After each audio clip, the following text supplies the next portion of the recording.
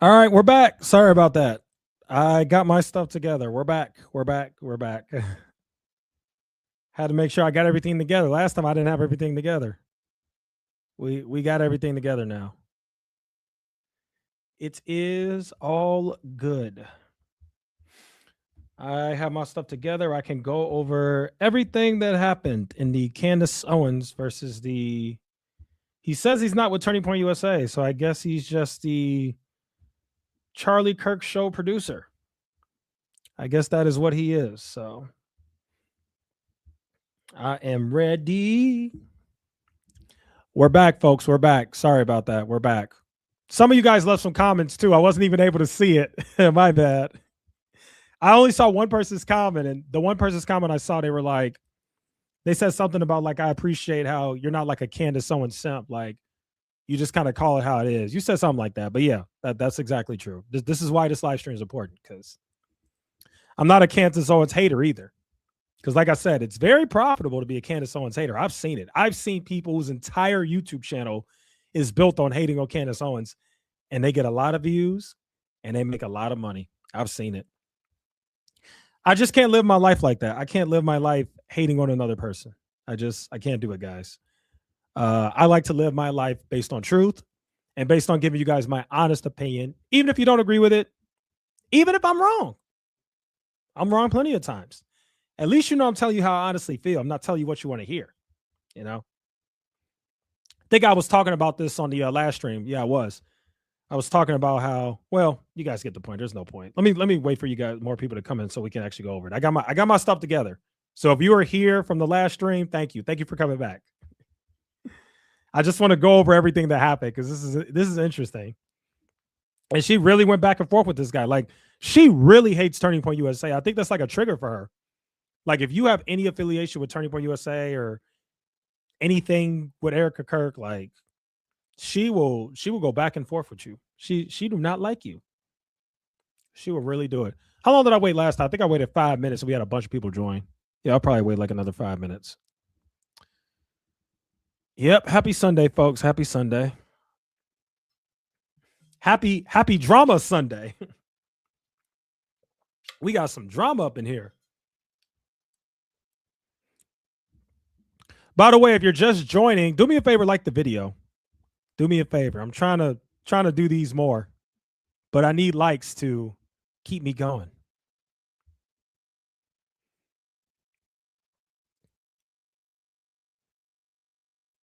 Yeah, what a crazy Sunday. What a wild Sunday. Ryan Marty. You know what? While I'm waiting for more people to join, while I'm waiting on more people to come in, I know it takes a few minutes for the algorithm to let you know that I'm live. Let's go look at Ryan Marty.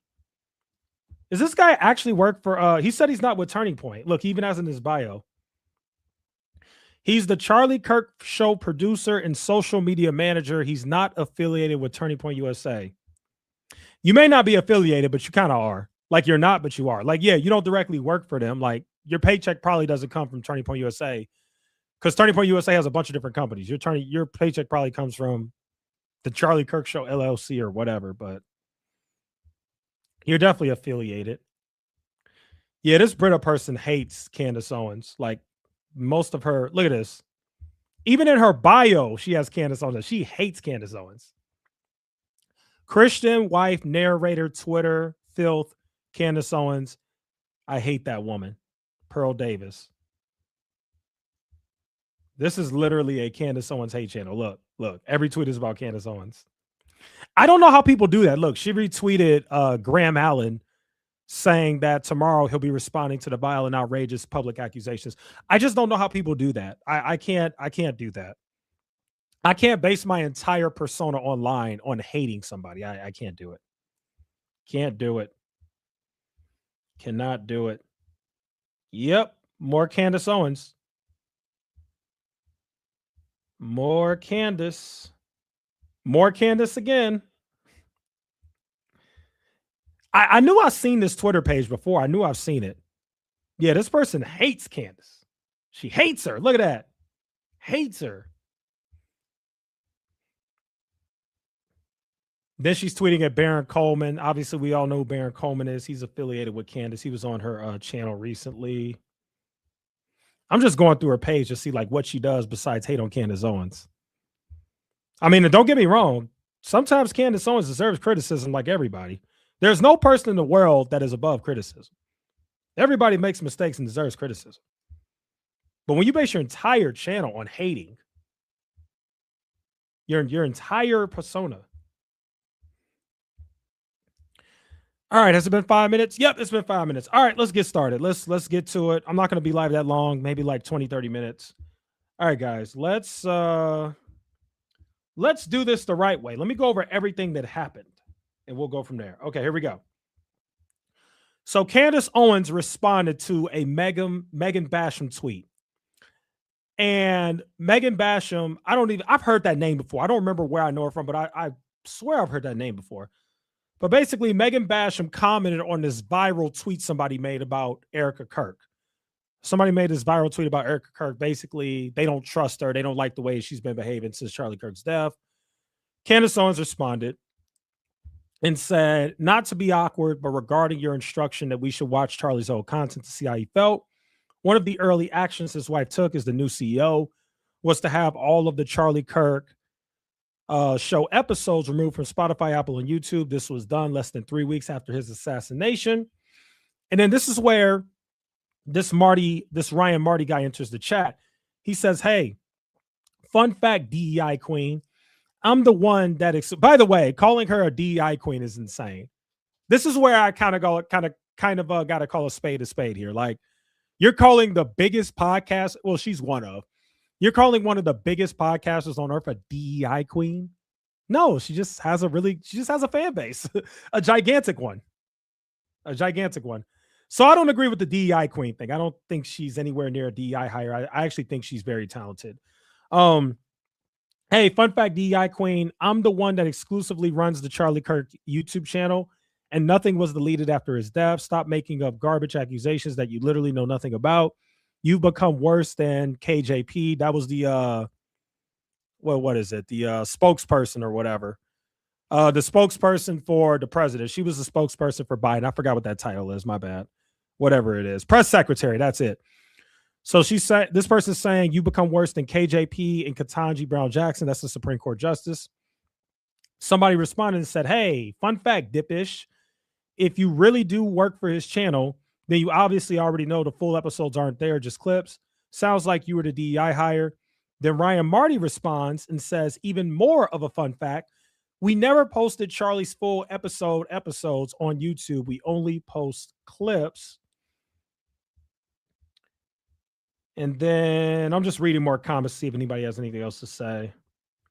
I don't see anything else. So let's move on. Okay, so then after that, Candace Owens actually corrects herself a little bit. She says, okay, happy to update. The Charlie Kirk Show episodes were removed from Spotify and Apple only as they were never available in full on YouTube. Do you dispute that they were removed from Apple and Spotify? And then he responds and he says, they were never removed. They are archived by the platform itself. Once you use a certain amount of storage or post a certain amount of episodes, the platforms begin to make the older episodes unavailable to save bandwidth. If you notice, if you go to the oldest episode available, nothing between that episode and the most recent one is missing. This is just not true at all. There are 2,000 plus episodes available of Joe Rogan. I have over 300 episodes of my new show and 574 episodes of my old show. Charlie Kirk has 100 episodes. Yeah, that doesn't sound right. I'm not going to lie to you guys. That, to me, that actually doesn't sound right because, like, I don't know. Most YouTube channels that I've seen that have a lot of episodes that are podcasters, their shows go way back. So I don't know. Let me keep reading for more context, though, because he responded again.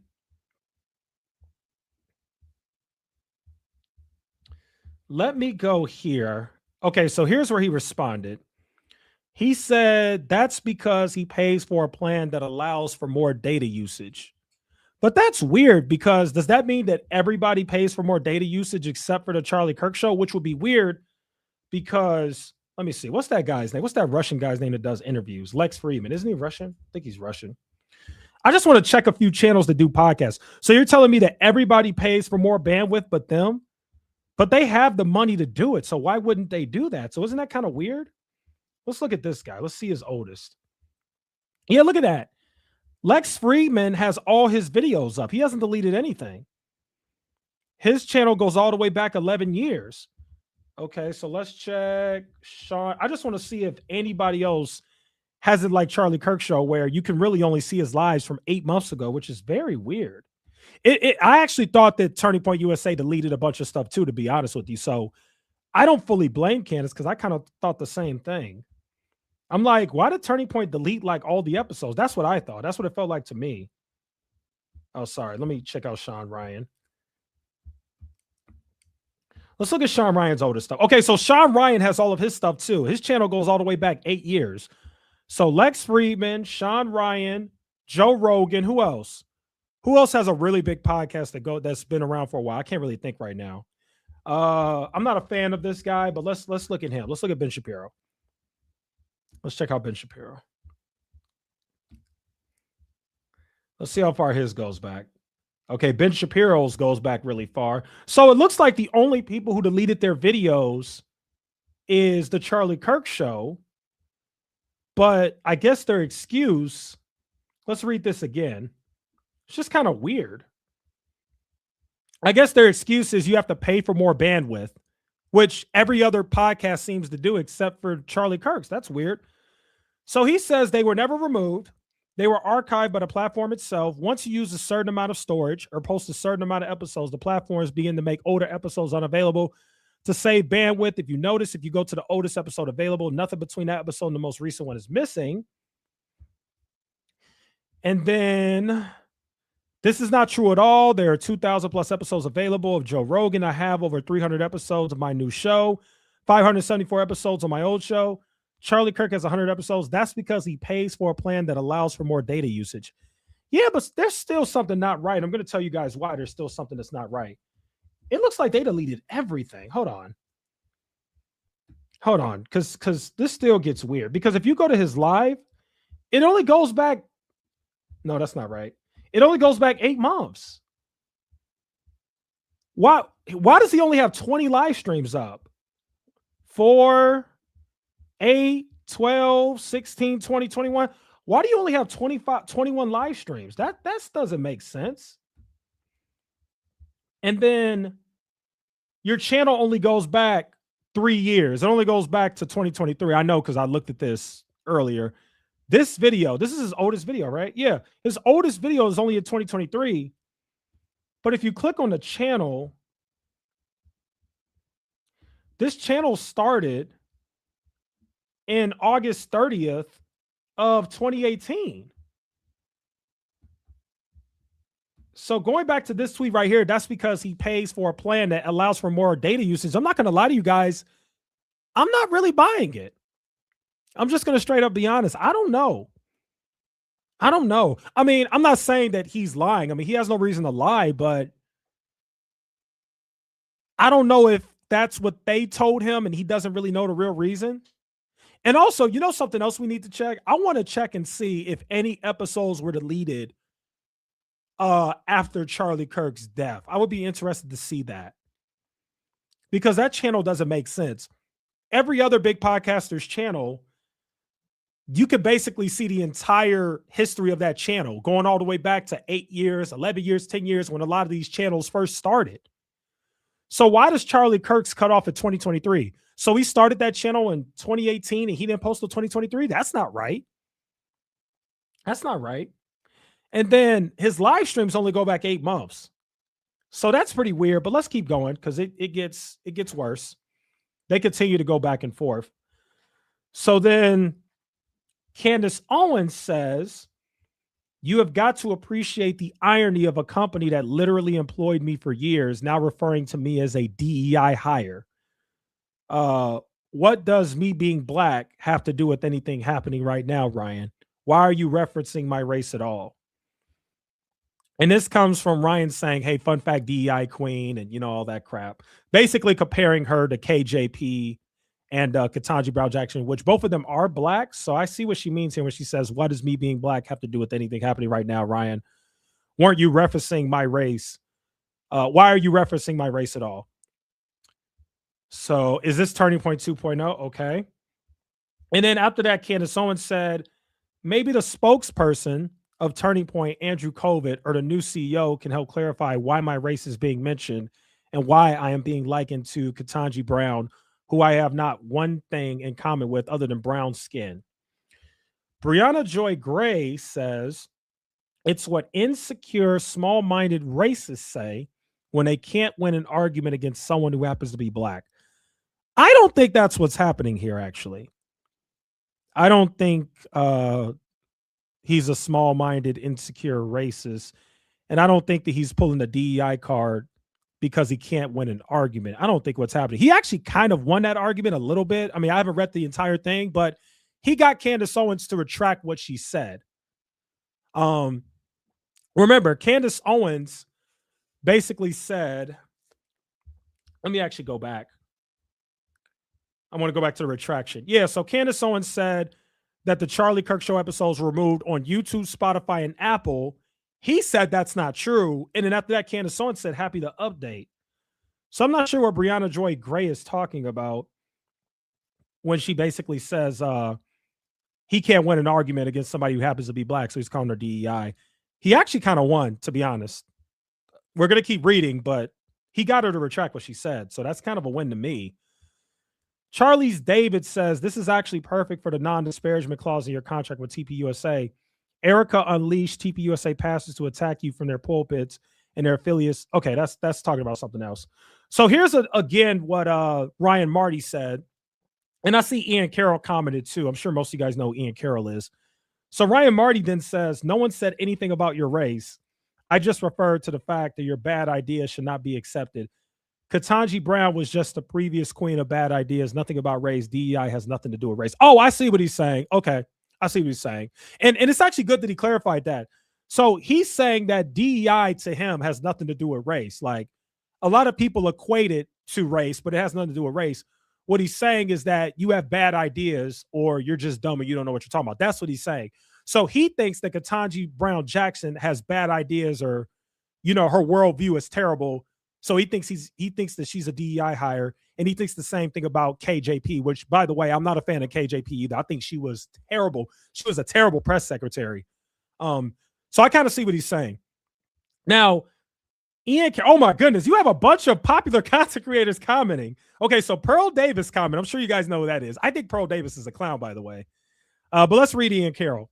Ian Carroll says it's pretty great to watch. Ryan obviously has no social media training and does the fun thing where he overreacts to bots, trolls, disagreement, insults, basically everything, makes for hilarious comment sections. Okay. And then Pearl Davis says in media, most women are DEI hires because you are monetizing beauty with an audience of sexually inexperienced men. What did you really know about politics when you became famous? Nothing. Do you seriously think you are more qualified than your male counterparts? All women, including me and you in media, are DEI hires. Bro, this is the most brain dead, dumbest, just, I don't even know the word. Pearl is so dumb. I hate Pearl Davis. I really do. I hate her. I hate everything she stands for because she's so dumb and she's obviously pandering to her audience. Pearl Davis created this audience of men who this is the stuff that they want to hear. Again, I'm going to call a spade a spade. Candace Owens is not popular. What did Pearl say? Because you are monetizing beauty with an audience of sexually inexperienced men. Candace Owens doesn't even do that. Candace Owens doesn't talk about her looks. Candace Owens doesn't even talk about this stuff. Candace Owens literally talks about like Turning Point USA or Christianity or whatever different, Fort Huachuca and stuff like that. Like, what is Pearl even talking about? Okay, anyway, we're going to keep this short and simple. Candace Owens is not popular because she monetized her beauty or whatever. Candace Owens is popular because she's just a very talented orator, however you say that word, oratory skills. She has very good oratory skills. That's why she's popular. She's very good at talking and putting words together and charismatic. Okay. Amber H says you were quite literally hired because you were a black conservative and you were once useful to the movement because you were rare. Had you been white, you wouldn't have been nearly as valuable. You shot to relevancy because of BLM. Okay, this comment is interesting because this is true. I remember when Candace Owens first got popular because I was in college during this time. I was actually in college when Charlie Kirk and Candace Owens first became popular, and there was a Turning Point USA chapter on my campus too. I do think that a big reason why Candace Owens first initially blew up is because she was one of the first main black conservative voices that were speaking differently than how most black people were speaking at that time. During that time, most black people, at least the media figures, were all on the left or they were Democrats. There weren't a whole lot of black conservatives in media. I'm not saying they weren't black conservatives, period. There's always been black conservatives. There's always been black conservatives. But Candace was one of the main ones, first ones during that time in media who shot up and got a buzz. But the difference here is I don't think that Candace Owens needed that to become famous. Yes, that helped her during that time, but I just think that she was so charismatic and so talented, she would have become famous anyway. I don't think she needed that. But there is some truth to this here. I don't think she was hired because she was a black conservative and was useful to the movement. I think she was one of the first ones that became viral and famous. And I think once she became viral and famous, Turning Point USA was like, okay, she's huge. Like, we got to hire her, right? So, yeah. Okay. So let's keep going. Let's go to this. So then, so what's funny about this is Ryan Marty actually posted this 3 days ago. So he was already kind of talking bad about Candace Owens before they had this Twitter back and forth.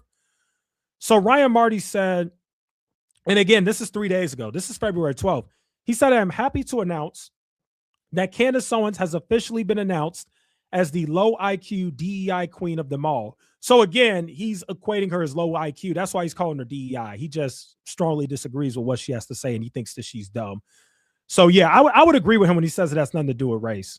But then people do think it has something to do with race because then he posted this, which, yeah, that is kind of weird because that's like an ancient Egyptian crown, if I'm not mistaken. I'm pretty sure that's what that is. So that image is kind of weird. I see why people are kind of equating it to race. And then he says, I don't work for Turning Point. Yeah, so you got that. And then Candace Owens quote tweets and it says, Turning Point is literally crashing out right now. And then you go further. So Candace Owens responded to it.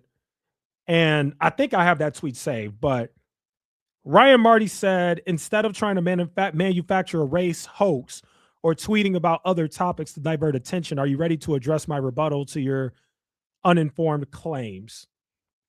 That is true. She did kind of pivot. That is true. That is true. We'll see if she says anything else. This person says, why would anyone address you when you make a racial comment with an African image and pretend otherwise? Yeah, that's what I thought. Yeah, that's what this is, right? This is like, I'm pretty sure this is like some sort of African image. I mean, this person doesn't have black skin. This is like a mannequin or whatever that is. But this crown is definitely some like ancient African, ancient Egyptian thing because I just know just off of just basic history. So then Ryan comments and says, African image, that's the Wakanda crown. Is it? All right, let's fact check it. We're going to fact check this stuff live. We're going to fact check live. Let's see if that's the Wakanda crown.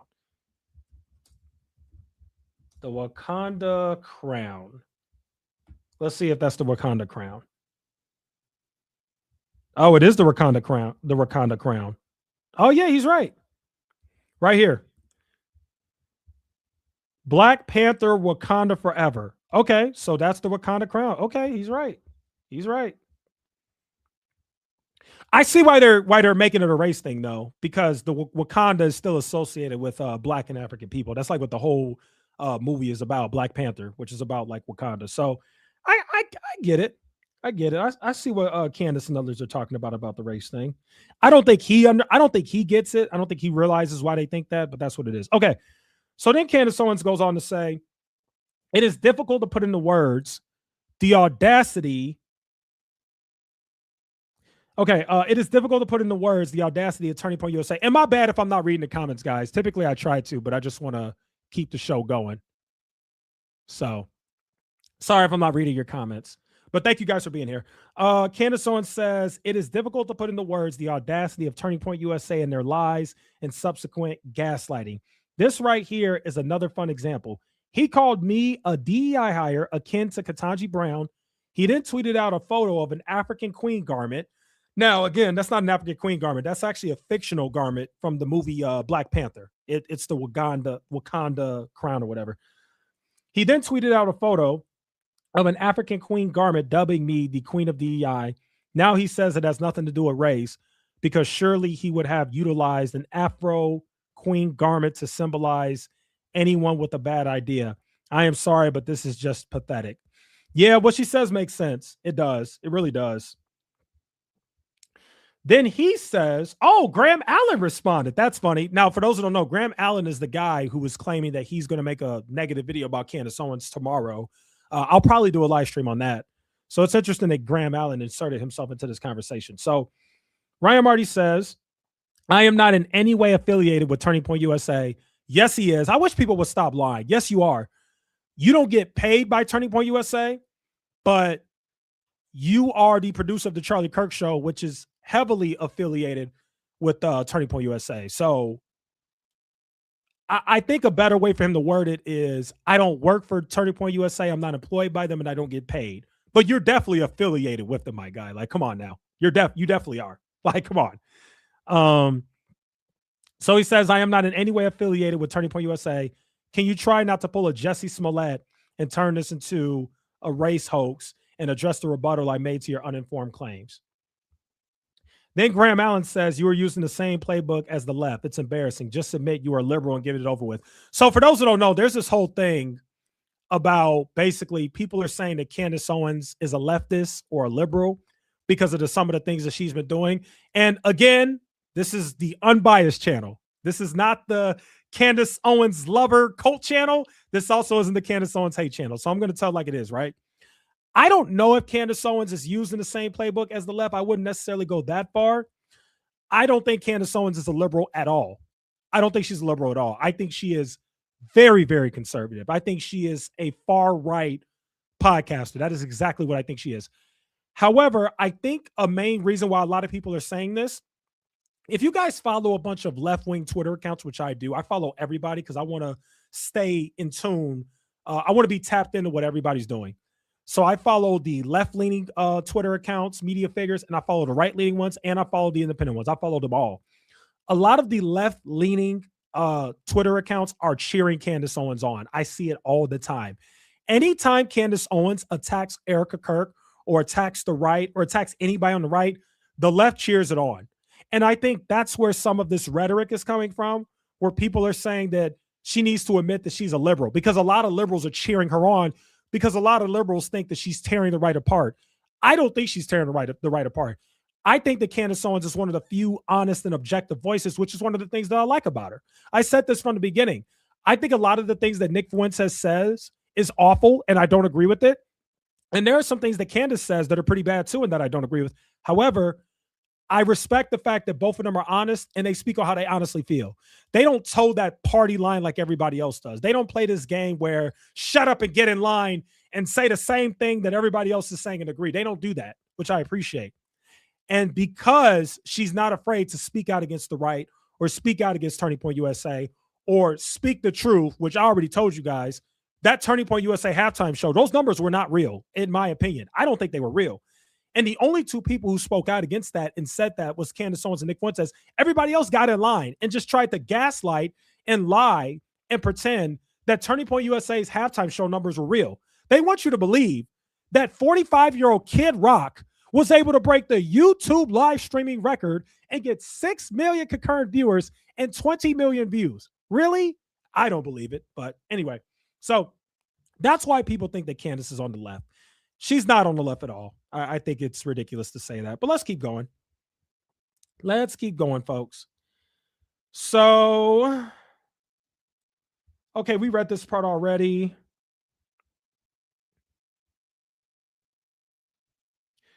Okay, this is interesting. So we read this part already, but this comment right here says you work for Salem Medium as producer, social media manager of the Charlie Kirk Show. Salem controls the RSS feed and episode limits, not Spotify, Apple, YouTube, auto archiving. So again, why are you lying? I actually think that he's not telling the truth as well. I actually think that too, guys. The reason why I don't think he's telling the truth, or you know what? Maybe he's telling the truth. Maybe that's what his bosses told him. Maybe that's what his employer told him, you know? But it just doesn't make sense to me that every other podcaster has all their episodes available, but Charlie Kirk is the only one who doesn't. It just doesn't make sense, you know? It really doesn't make sense. So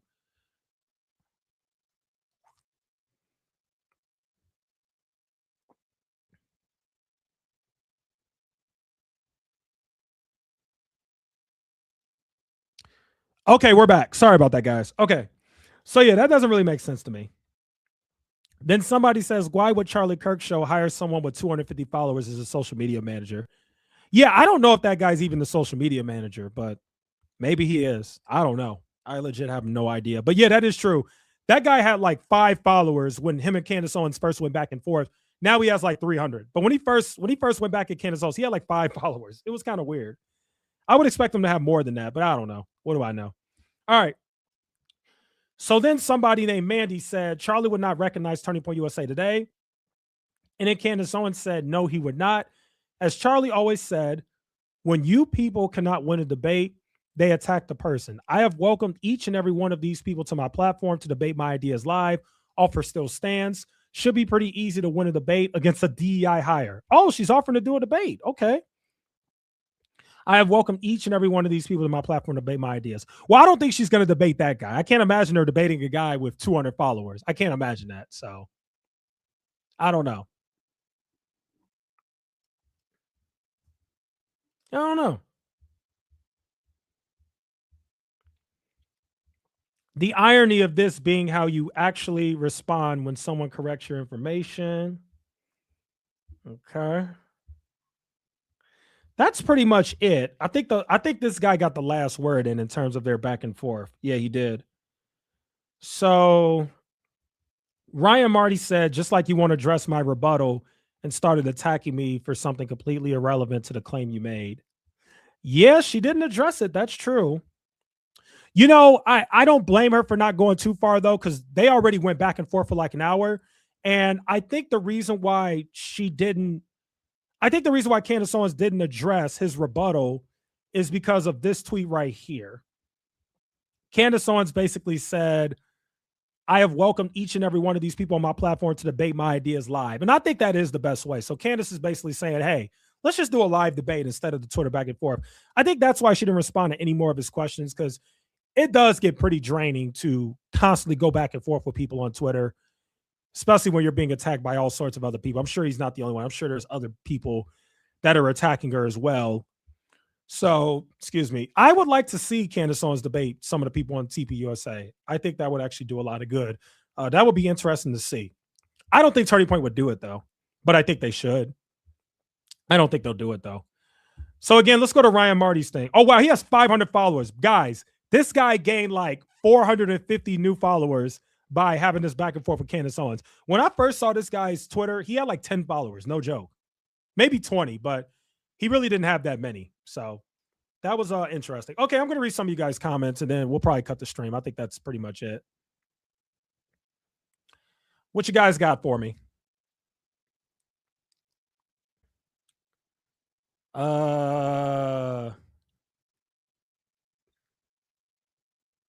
Somebody asked me about what's their goal with the fake views for the halftime show. You really don't know what their goal is? All right, I'll highlight that. We could talk about that. All right, let's highlight the comment. Like, what's their goal with the fake views for the halftime show? Their goal is to set themselves up for the next. Their goal is propaganda. And Gil, I don't know if you noticed, but it's a social media strategy that works. The best way that I could break it down is the way that social media works. When something viral, it's almost like the Hawk Tuah girl. The Hawk Tuah girl 100% bought her followers. Like, that's a perfect example. Let me go to the Hawk Tua girl. I think that's the perfect example. Like, yes, she went viral, but do you really think she has as many followers as she has? What's her name? Haley Welch? The way that social media works, that's not her. All right, I don't know, but she has like 1 million followers on like Instagram. That's the bottom line. So the way that social media works, Gil, is when you go viral for something, they buy your followers because nobody's going to question it, right? Haley Welch went viral for the Hawk Tua stuff. When she went viral, she was everywhere. The PR strategy is buy her followers so we can make her seem bigger than she already is. That was the plan. It's a PR strategy. So with Turning Point USA, and a lot of people do this, by the way. So what Turning Point USA strategy is for faking the views on their Turning Point USA thing is they want their halftime show to seem bigger than it is because they want people to think that they could compete with the NFL even though they can't. They want people to think that this is the new right-wing alternative. And think about it. Every white right-wing media figure all got on board and said that the views were authentic and that Turning Point is doing great and going forward, we should support this. I'm telling you, somebody made a call. Why are they all in on it? Why are the only people who are bold enough to admit that those views were fake is Candace Owens and Nick Fuentes, the guys who were pretty much shut out? Those guys aren't in the club. I'm sure you know that, Gil. They're not in the club. Let me go to TPUSA real quick. The only two people who spoke out about the fake views were the only two people who are not in the club. Everybody else is in the club. They're in a right-wing club. Tim Pool is in the club. Megyn Kelly is in the club. Tucker Carlson is hanging on by a thread, but he's in the club. I don't know if he spoke out about it, by the way, but he's in the club. You know, the quartering, all those people, they're all in the club. And they all got on this thing. Look at that, 21 million views. Really? Kid Rock? If it was like a bigger artist, if it was Jelly Roll or somebody, I would believe it. But Kid Rock? Kid Rock? Stop it. Candace Owens pointed it out on her live stream, and she did a good job with this. She pointed out the other live streams that had the biggest concurrent viewership. And it was like India launching a rocket into space for like the first time in a while. And then second place was like the World Cup. You expect me to believe that Turning Point's halftime show with Kid Rock and some country singer rapping? And by the way, the rapping was terrible. You expect me to believe that broke the record? Stop it. So that's the goal, Gil. It's a social media strategy, and it works. You know how I know it works? Because there's not a whole lot of people that are saying it's fake. Most people really believe that it's real. And guess what? Next year, people are going to remember this. They're going to think like, man, the Turning Point US halftime show was really good. It got 21 million views. It had 6 million concurrent viewers. Let's watch it next year. It's a PR strategy, and it works.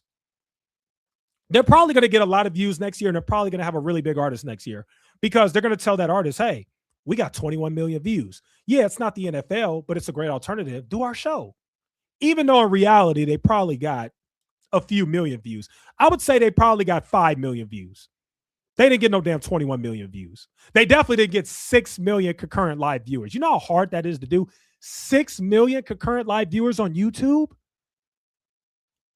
If you're combining everything, like the TV and, Rumble and everything, that would be different. But 6 million concurrent on YouTube itself? Stop it. I've just seen this too many times. Like, that's insane. Has the NFL ever went live before? I wonder if the NFL has ever went live. I want to check that. That would be interesting to check out. Because the NFL has a way bigger audience than Turning Point USA. I want to see if the NFL ever went live and what they got. Let me see. Let's check. That would actually be interesting to research.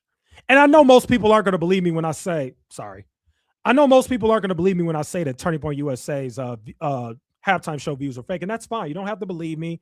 I could very well be wrong. I mean, I don't know everything. Like, I could be wrong, but that's just my opinion. I really think it was fake. Let me see. Super Bowl scoreboard. Like, that Turning Point thing got way more views than the NFL gets on their live streams. I don't know. I don't believe it, guys. I'm sorry. I don't believe it. All right, I'll read a few more comments. What y'all got for me? And then I'll cut the stream. For those who missed most of the stream, just scroll back, and I basically just broke down the back and forth between Candace Owens and this guy who claims that He works for the Charlie Kirk show, but he's not affiliated with 30 Point USA. Okay. Okay, Gil says it felt like it was useless, but you're right. Seems like it did work. Yeah, it definitely worked. It's these PR people are so smart. They know how to manipulate the public. It gets to the point where I look like I'm crazy because they're so good at what they do. They're really good because everybody's justification is, well, if the NFL got all these views and most of the Republican conservative base wasn't a fan of Bad Bunny, and there's 300 million people in the United States, then it kind of makes sense that there will be 6 million concurrent viewers watching it. No, it doesn't make sense. If you guys understand how YouTube works, it doesn't. No, it doesn't. It really doesn't. That's not how YouTube works. It just doesn't. It just doesn't. I'm telling you, 6 million concurrent viewers, that's not realistic. Somebody says, now next year, I'm wondering what they will do. I only know Kid Rock as some rock star that Trump talks to. Bro, look at Kid Rock. Let's go to Kid Rock. When's the last time that guy had a hit? When's the last time he had a hit? Like, really? Kid Rock? Kid Rock broke the streaming? Matter of fact, I'm going to go to something else. That just made me think. Kid Rock got 6 million live viewers? Let me check out Taylor Swift. Let's see. Has he ever went live before? Hold on. Let's check. Let's check. Okay, here we go. So Taylor Swift did a live, and you expect me to believe that Kid Rock got more views than Taylor Swift on a live stream? Come on, people. We gotta cut it out. Who else is a really big artist? Oh yeah, Kendrick Lamar is a really big artist. I wonder if he's ever went live. I'm just trying to help you guys understand. I'm telling you, I'm not crazy. Like I'm telling you, oh, he's never went live before. All right, what about Drake? Oh no, what about Dua Lipa? That's a huge artist. What about Dua Lipa? Has Dua Lipa ever went live? Kid freaking Rock. Come on, people. Dua Lipa can't even get 20 million views. But Kid Rock can? Let's look at the Billboard chart. All right, the last time Kid Rock had a hit was a decade ago. First Kiss in 2015. And that wasn't even really a hit. Yeah, that's not even a hit. That's not a hit because it says number 66 on the chart. So the last time he had a hit was in 2002. This one peaked at number 4 on the Billboard chart. Kid Rock hasn't had a hit in 20-something years. Come on, people. What else y'all got for me, man? Like, it's ridiculous. We got to do better, man. We got to do better. Anybody else got anything they want to talk about? Let me see if Candace Owens has said anything else while I'm looking. I think she pretty much ended it because who wants to go back and forth on Twitter for hours with somebody? I wouldn't want to do that. That's not fun. Nope. Looks like that's it. Yeah, it looks like that's it for Candace Owens. So yeah, Kid Rock hasn't had a hit in a long time. But people expect me to believe these numbers. Let me tell you something else that I pointed out too. Let me give you guys another reason why I thought it was fake. Because it also didn't make sense to me. So Kid Rock's halftime show performance got quadruple the amount of views as Charlie Kirk's memorial. By the way, was 8 hours long. Typically, you get more views when you have a longer stream. So the Charlie Kirk memorial was 7 hours longer than the Super Bowl. Also, it's a very well-known, viral political figure who very well could have eventually ran for president and won. This guy gets shot and killed in the most gruesome way. I want you guys to think about that. He gets shot and killed in the most gruesome way. Everybody on the internet is talking about it. Everybody. The left, the right, the independent, people who don't care about politics. Everybody is talking about it. His wife addresses the nation right here. That gets 3.4 million views. They do a memorial for him with live music, 4.5 million views. But somehow washed up Kid Rock gets 21 million views. Washed up Kid Rock. Like, and by the way, I watched the halftime show. I'll be honest with you. I didn't understand a word Bad Bunny said, but I watched both actually. I watched the Turning Point USA's halftime show and I watched the Bad Bunny one. Even though I didn't understand a word that guy said, the Bad Bunny one was better because the set design was so much better. Like all the camera angles and everything. I mean, don't get me wrong. There was some stuff in the show that I did not like. Like there was some stuff in there. I understand why people don't want to watch it anymore. I get it. Like there was some stuff in there that I'm like, okay, what the heck y'all got going on here? Like I didn't like it. I get it. But if we're just talking about the overall show and the music and everything, Bad Bunny's was better. Right? And this one wasn't even like a Super Bowl halftime show. It was like a concert. All they did was go up on the stage and just sing and rock and jump, and that was it. It wasn't even a show. Like the halftime show was better. I think if Turning Point really wants to compete, I actually think Turning Point can compete, but they got to spend a lot of money to do so. They got to really spend some money, and they got to spend money to actually make our actual set design, and they got to get a better artist than freaking Kid Rock. Kid Rock is the headliner. Like, come on, people. So anyway, that's my spiel. That's it. If we got any more comments, I'll read them. Otherwise, I'll cut the stream. That's really all I got. Somebody said Charlie got killed by Erica's ex. Okay. You know what? I think we're gonna find out. What really happened when the trial comes. When is the Tyler Robinson trial? That would actually be interesting to know. When is the Tyler Robinson trial? Yeah, the trial date. Looks like it starts in May 18th. Oh, that's going to be interesting. That's going to be really interesting. I think the trial is actually where we're going to get a lot more answers, hopefully. Robinson will not be arraigned until after his preliminary hearing, which is scheduled. Oh, that's not even the trial. When's the trial?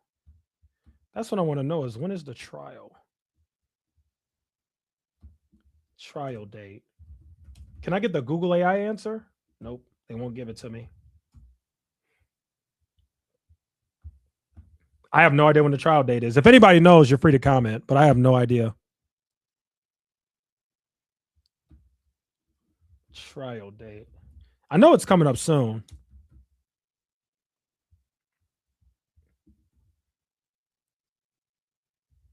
There must not be a trial date because I literally can't find it. So there must not be one. They must not even know when the trial date is. When is the Tyler Robinson trial date in Utah? Like, really?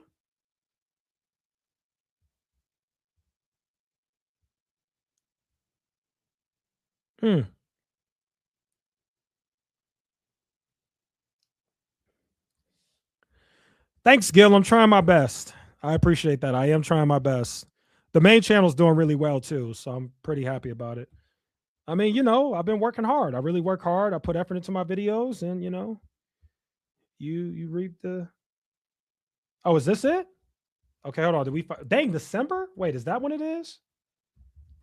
I think I found the date.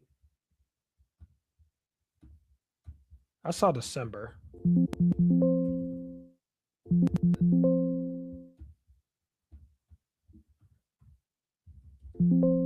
Okay, I don't know what's going on. You know what? This is what I'm going to do. Hold on. We need to get to the bottom of this, folks. I just want to know when the trial date is. Shout out to the 50 people in here. That's really cool that we got 50 people. Shout out to the 50 of you guys that are in here. Happy Sunday. When is Tyler Robinson? Let's ask ChatGPT. When is Tyler Robinson's trial date? Let's see. He doesn't have a formal trial date. That makes sense. Yeah, that makes sense. So The case right now is in pretrial and preliminary hearing stages as of mid-February 2026. A WebEx hearing for the judge's ruling on disqualifying the Utah County Attorney's Office is set for February. Oh, wow. Okay. So the next update we're going to get is February 24, 2026 at 10 o'clock a.m. And then the preliminary hearing. Oh, wow. It's going to be a while before we get the trial. It's going to be a long time. We might not get the trial to the end of the year. Wow. Typically, you want them to take their time, though. That guy, 808, says Aloha Echoes. Hey, 808, how you doing, man? I'm familiar with you. Good to have you here. After the preliminary hearing and related rulings, the court. Okay, so the preliminary hearing where prosecutors are expected to lay out their case is scheduled to begin on May 18, 2026, and is expected to last several days. Okay. Okay. You know what I want to ask you guys? You know what I want to ask you? Can we do polls? How do you do polls in here? I think you can do polls. I'll just ask you guys in general. How do you guys feel about Erica Kirk? How are we feeling about Erica Kirk? How are we feeling? How are we feeling about Erica Kirk, guys? How are we feeling? By the way, since we have so many people here, you know what I should do? Let me ask you guys a question, because this would actually be really, really important for me to do since we got 60 people in here. Let me ask you guys something. Are you familiar with the Erica Kirk grooming the 15-year-old thing? And if so, how do you feel about it? I want to know. Answer me that. If so, how do you feel about it? Because I actually have an exclusive, and I'm shocked that nobody's covering it. I am shocked. I am actually shocked. How do you guys feel about Erica Kirk and the grooming stuff? Here, let's type it in. Matter of fact, I think I saved it, didn't I? Let me find that article. Hold on. There's an article somebody wrote about it. Erica Kirk grooming the 15-year-old. Yeah, this is it. This is the article right here, I think. Yeah. How do you guys feel about this? Are you guys familiar with it? Do you guys know about this? Do you believe it? I want to know. I want to know. We're going to talk about this because this is the perfect time for me to talk about this.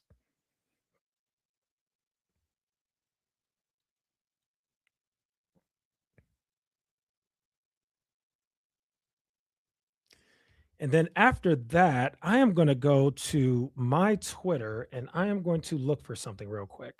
Let me see. Let me go. Oh, didn't I retweet that person? Let me see. I think I did. I think I retweeted that person. Let me see if I can find it. Who was that person who... Oh, I did not mean to do that. Oopsies. Did not mean to do that. All right. This is the only way I'm going to be able to find it. I'm going to have to type in my own name. That's the only way I'm going to find it without going to my Twitter account, because I want to find a specific tweet. Where did it go?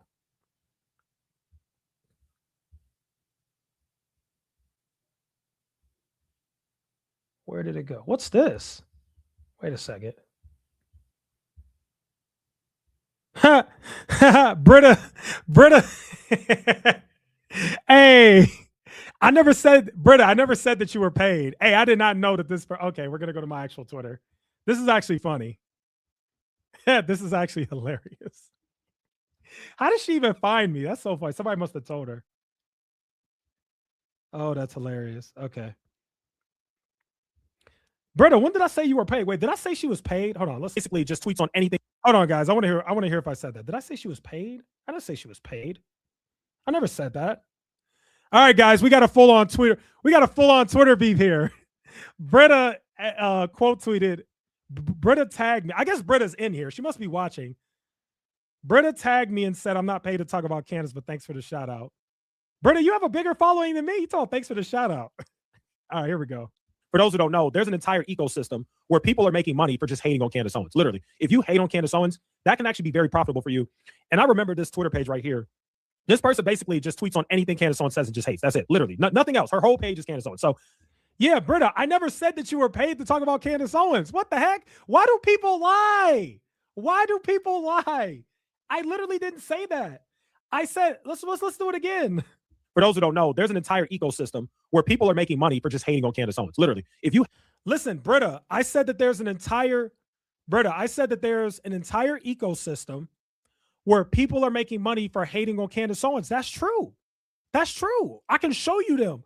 When I say people are making money, I'm not saying that you get paid to talk bad about Candace Owens. I'm not saying that, Britta. I would never say something like that. What I'm saying is it's profitable to talk about Candace Owens and make money. If you just hate on Candace Owens and just say terrible things about her, like if you literally go on Twitter or go on YouTube and say Candace Owens is the worst thing ever, she's dumb, she's stupid, she's horrible. If you just do that, you are going to make a lot of money because Candace Owens is so big. There's a lot of people that hate Candace Owens, so they will gravitate to you. So you can actually build an audience doing it. Look, I'm going to show you proof. I'm literally going to show you proof. And I'm not hating on these guys. I'm just showing proof. Like, I'm literally going to show you guys proof. Let's see. There's this guy named Cinema Shogun. He tweets, look at that. He has 25,000 followers. I've been paying attention to this guy for a while because I told you guys, I follow everybody. I pay attention to everybody. This guy, when I first started watching him, I think he had like 10. He did not have this many followers. I know that for a fact. Bro, his entire Twitter is talking about Candace Owens. Everything. His entire Twitter. It's profitable. If you hate on and this doesn't just go for Candace Owens, by the way. This could be anybody. Like, if you hate on Donald Trump, if you talk negatively about Donald Trump, you'll make money doing that. Like, if every video you make is about Donald Trump is the worst, Donald Trump is terrible, Donald Trump is evil, you're going to make money. You could do the same thing about Biden. You could do the same thing for any public figure. That's all I'm saying. Any public figure, you can make anti that public figure content and you're going to make a lot of money. Okay. The same goes for Turning Point USA, by the way, which is why I told you guys that I'm not that type of person. I just call a spade a spade. I don't want to be that person who just hates on something to make money. I don't want to do that. I want to give my honest, unfiltered opinions. That's what I want to do. A lot of people don't do that. So I was just giving an example. This guy's one of them. I'll show you another one. Literally, the whole page is anti-Candace Owens. What's the other guy's name? Nathan. What's his name? This guy right here, Milk Bar. And by the way, I actually like him. I actually don't have an issue with him. Like, I like him. I think he's cool. Like, I don't dislike him. But his entire channel is talking about Candace Owens. That's his entire Twitter. Tell me I'm wrong.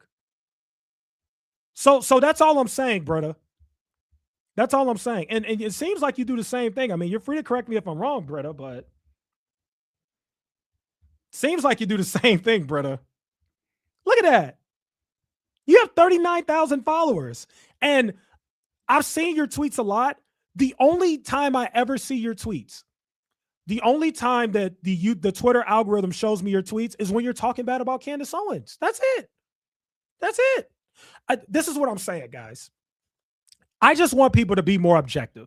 And you know what? Let me share this on the main channel because I need the main channel people to come in here because the people on the main channel really know me. And I know some of you guys are already in here, but I need more people to come in here so they can vouch for what I'm trying to say here because what I'm trying to say is really important. What I'm really trying to say here is we need more objective people on the internet. People who just tell it like it is. People who don't pick a side. People who don't simp. We have people who simp for Candace Owens. We have people who simp for Erica Kirk. We have people who are anti them, and you're just biased. Like you're not objective. If you're truly objective, you would say that sometimes Candace Owens gets things wrong, and I don't know what the heck Erica Kirk is doing. That would be objective. But a lot of people aren't like that. Whoever left that comment who said it's way more profitable to hate on Erica, you're right. There are channels that just, their entire channel is just everything Erica Kirk. I would pull them up, but I don't want to do that. I don't want to just bring up a bunch of creators because then they're going to start tweeting at me. which, by the way, I don't have a problem with anybody. I don't even have a problem with Britta. Like, I have no problem with her. I'm just calling a spade a spade. Your entire Twitter is hating on Candace Owens. Like, we can literally look. You don't say anything nice about her. No, there's nothing you say nice about her. Nothing. Tell me I'm wrong. Hold on. Let me tell the folks on the live channel to come in here. Live now, come hang. Get in here. Because now we having a real conversation. And this is what I like. I like having a real conversation. Live now, come hang. Get y'all butts in here. We having a Twitter war. Britta decided to tweet at me. Let's see what else I got. I don't even know who this guy is. Who's this? I don't know who this guy is. I'll gladly debunk Candace's nonsense for free, but if someone wants to pay me for it, I am not opposed. Okay. Okay. Hey, I said what I said. Let's see.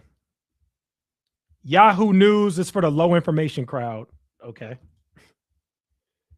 All right. Damn, Britta got some followers off of this. All right, let's see what the comments are saying. Britta said, ha ha ha, he's clarifying right now on the stream. Okay. Hey, this is funny. Somebody said it's me, I'm Britta. Is that you? Yeah, I guess that's her. Okay, so Britta is in the chat. She said it's me, I'm Britta. I mean, you're free to comment and we can have this discussion right now if you want. I'm not coming at you. I'm really not. Like, I think I'm too honest. I'm so brutally honest that sometimes people get offended, but I don't have an issue with you. I'm just calling it like it is. Like, I don't know if you get paid from X. Maybe you don't. So if you don't get paid from X, then I would apologize. If you don't get paid from X, then that means you're not getting paid. So I would apologize. I would literally just say, I'm sorry. I shouldn't have included you in that. But the broader thing that I'm trying to say here is that there's a lot of people on YouTube that I see that make anti-Candace hate content, and their channel is doing well. They're getting views and they're making money for doing it. And to me, that's not good. It's not good to just be a Candace Owens hater. You should be objective. You can't tell me that every single thing Candace Owens says is wrong and delusional. There are some things that she does get right, right? So, okay, Britta says she's not offended. Okay, great. You're not offended. Good. Cool. All right. So the bottom line is I just think people should be more objective. That's all. I just think people should be more objective. But you know what, Britta? If that's how you really feel, if you really just hate everything Candace Owens has to say, then hey, fine. Fine. If that's how you really feel, fine. By the way, let me check something. Was Britta involved? Because if Britta's here, this will give me a perfect chance to clear my name. Because remember when I brought up the whole thing with the Erica Kirk and the 15-year-old guys? I reached out to her, and I'm surprised nobody picked that story up, which is fine, but she told me she got groomed, and everybody's calling me a liar. And I feel like Britta was involved in that. Let me see. What's her name? No Soup for... Hold on. I feel like she was involved in that. I think she was. If so, this will give me the chance to prove it right now while I'm on live, because everybody says that I'm lying when I said I reached out to her, and I'm not. I reached out to her. She told me she felt she was groomed. That's what she told me. I didn't tell her to say that. That's what she said. I just want to see if she's in Fox. I feel like she is. No, maybe she's not. Okay, never mind. Maybe she's not. I thought she was. I thought somebody tagged her. Maybe I'm thinking of the wrong person. There was somebody with a big following that got tagged, and they were basically trying to say that I was lying about the Oh, yeah, Britta did speak on it. I knew you did. That's what I thought. Okay, so Britta says, I said that some people told me it was fake. Yeah, everybody's saying that it was fake, and it's not. I would never in my life lie about something like that. We don't get down like that over here. I don't lie about stuff like that. Like, what? I could literally pull it up right now and show you. Like, I wouldn't even lie about something like that. Okay, this person she saved said, when did you speak to her? I spoke to her last Tuesday. I didn't speak to her on my Echoes from Above Twitter account, though. I spoke to her from one of my other, sorry, not Twitter, Instagram. I reached out to her on Instagram. I spoke to her on one of my Instagram accounts. And when I reached out to her, I just basically said, hey, I'm a YouTuber and a journalist, blah, blah, blah. Would you care to share your side about Erica Kirk and everything that happened? And she said she felt she was groomed. That was shocking to me. I did not expect her to say that. But that's what she said. And the reason why that was so interesting to me is because when I watched Niecy Social's video, Niecy Social said that she spoke to somebody who spoke to the girl, and she said that she didn't feel like she was groomed. And then after that, Candace Owens said that she spoke to the girl as well. I'm not even going to say her name because I don't want people to harass her. She's been getting harassed like crazy. But Candace Owens said that she spoke to the girl too. And the girl talked about the whole thing with the photographer. You guys know that whole story? Like basically there was like some male photographer that was like, they like took pictures or something like that. There's something about it, but it was weird. I don't remember off the top of my head. I'd have to go back to Candace Owens' stream, but it was weird. And I noticed that Candace Owens didn't say anything about the girl telling her that she felt groomed. So I'm just thinking like, why did she tell me that? So it really makes me think. It almost makes me reflect like, I don't know, because she told me that. I don't know why though, because I seem to be the only person she said that to. Nicole says, yeah, to be honest, I can't see Echo's lying. Yeah, Nicole, you know me. You've been a follower of this channel for a while, and I appreciate you. Yeah, I don't lie. Like, I just don't. First of all, it goes against my religion. First of all, like, I really don't lie. That's not my thing. Not my thing at all. I believe in the truth wholeheartedly. She took photos without her parents' permission. Yeah, that's what it was. Thank you. Thank you, Diaz. Yeah, she took photos without her parents' permission. There you go. There you go. Yeah, it was weird. It was weird. Okay, well, I don't have a problem with Britta, so that's all I got to say about that. I just gave my opinion. That's all. Okay, so Britta says, all right, you guys let me know. Do you want me to show you the proof that I talked to this girl? Because I could do it. I've already exposed the messages, and I told her that I did. The only reason why I'm hesitant to show it live is because she's been getting harassed so much, and I don't want people to harass her. Because I actually follow her on Instagram. She made her Instagram private, but I sent her a follow request, and she accepted it. So, yeah, hold on. My bad. I just started thinking of something else. So I got sidetracked because I started to think of something else that I wanted to do. But yeah, anyway, I don't know if I want to do it because I just don't want anybody to harass her. And I don't want it to be because of me. I really don't. But I am willing to say this though. Even though she told me that she was groomed and I put that out, which I told her I was going to put it out and she was fine with it. I am willing to, I'm willing to come to the side of, I don't know why she told me that. But she hasn't told anybody else that. And you also got to keep in mind that there were a bunch of people messaging her. She was getting harassed, So maybe she told me that, but maybe she doesn't truly feel that way. Or maybe she doesn't feel that way anymore, Which is why I'm almost like, I don't even want to really rehash it. Because it kind of seems to me like maybe she didn't mean to tell me that, But she did tell me that. And because she told me that, it made me think that, we should talk about this. Maybe Erica Kirk wasn't actually grooming her or didn't want to, which by the way, I'm not saying she did. I don't know. I don't know if Erica Kirk was grooming her. I really don't. I personally think that those text messages were weird, or those whatever that was.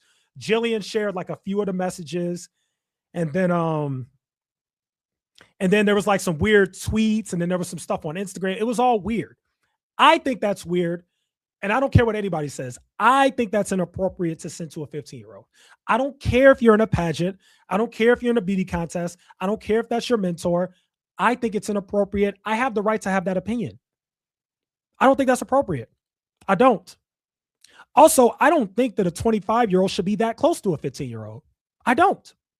To the point where they're doing like photo shoots and stuff or whatever that was that Candace was talking about. Like, I just don't agree. There's also a lot of questions that are unanswered. I'm willing to acknowledge that. It would really be good to see Jillian. It would really be good to see Jillian do an interview. But like I said, she's like, she not with it, guys. Like, I've been keeping tabs on her social media. She's been posting like, will y'all like leave me alone? Like, people have just been harassing her. People are harassing her family. People are harassing her friends. Like, so I don't know if Jillian would ever even do an interview. It would be good because if Jillian did an interview, we'll put everything. My bad, I just said her name. Good grief. See, I got to move on. From the subject. I got to move on.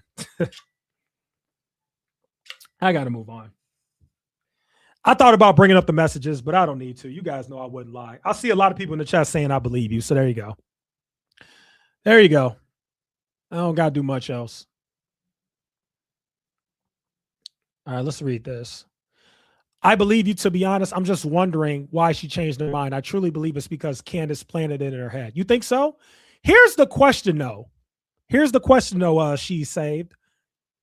Did Candace talk to her before or after I talked to her? Remember, I talked to her last Tuesday. So my question would be, when did Candace Owens talk to her?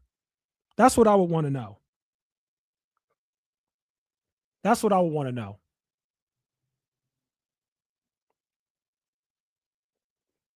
Because Candace wouldn't have been able to plan it in her head if Candace talked to her after I spoke to her, right?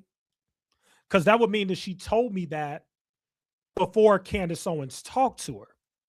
By the way, guys, you want to know how else I know? Because this is another thing that was funny. You want to know how else I know that is 100% Jillian that I spoke to? And I keep saying her name, but whatever. You want to know how I mean, her name is already out there, so I guess it's not the end of the world. You want to know how I 100% know that was her? I mean, besides the fact that I verified it, when Candace Owens did that live stream mentioning her, she shared it on her Instagram, the same one that I spoke to. She literally shared it.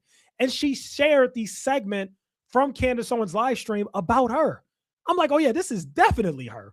I knew that from the beginning, but you know, it just adds more to it. Because I had to really verify that was her. I wanted to make sure that I did not make that mistake. So, you know. All right, let's see. Nicole Morgan says, I watched the video already, but maybe others missed it. Candace dropped the video on Tuesday, if I'm not mistaken. I would assume Candace had talked to her before. No, Candace put that video out on like Thursday. Let's go look. No, that wasn't Tuesday. Because I remember when I put it out, there wasn't really anything else happening. Let me see. I think she put it out on Tuesday or Friday. You know what? I actually think Candace Owens, yeah, she put it out on Friday. Just going off my memory, Candace Owens put it out on Friday. Because remember, Candace Owens wasn't even supposed to go live on Friday. She ended up going live. Yep, this is it right here. Okay, these text messages are crazy. This was Friday. Yep. Yeah, this was February 12th. This is Friday. This was Friday. I kind of want to watch this again because I want to understand the part about, I'm going to watch this again if you guys don't mind. I just want to go to the part where she talked about the, she was talking about the camera thing. That camera thing with that dude was so weird.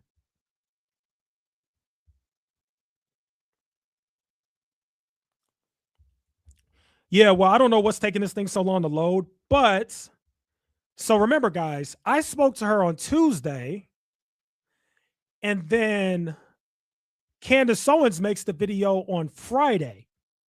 But wait a second. I don't know if you guys remember this. Candace Owens actually addressed it in the live stream before. Maybe we could figure out when Candace Owens reached out to her. Let's see. I think it was this video right here. Yeah, it was this video. It was this one. Hold on. We're gonna put this stuff together.